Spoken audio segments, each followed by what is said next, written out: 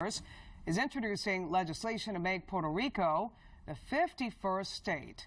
Florida Congressman Darren Soto unveiled that bill alongside the island's governor, Ricardo Rosselló. Spectrum BN9 Samantha-Jo is joining us live at 5:08 from Capitol Hill. And SJ, this bill is the first of its kind, right? Well, absolutely, yeah. This bill would make Puerto Rico a state directly without any conditions. We haven't seen that before. And if this measure becomes law, it would take effect no more than 90 days after passage. But that could be an uphill battle.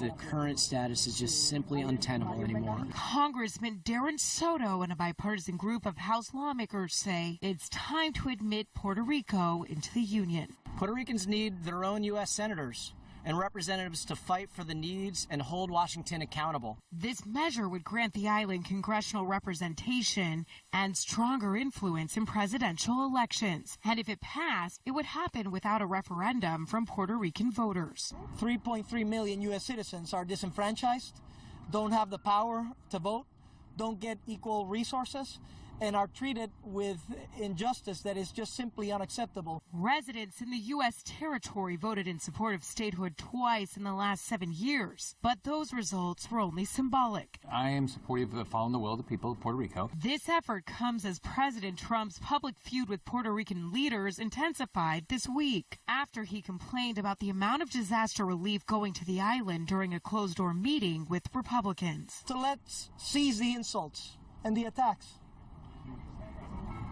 We are not your political adversaries, Mr. President. We are your U.S. citizens. I've told the president every time I talk to him about it is, look, I want to make sure we take care of Puerto Rico, and I want to make sure there's accountability. Partisan clashes over aid continues to hold up progress on a $3.45 billion disaster relief package. Soto says those disagreements would be non-existent if Puerto Rico was properly represented. You see the vulnerability that the island has when it's treated differently. Now, currently, Soto's proposal does not have a companion bill in the Senate, and while it is likely that it could pass in the House, it has an uncertain future in the Republican-controlled Senate, and that's because President Trump has publicly expressed in the past that he publicly does not support statehood for Puerto Rico. We're live on Capitol Hill this evening. Samantha-Jo, Spectrum, BN9. SJ, thanks for that report. And right now, just past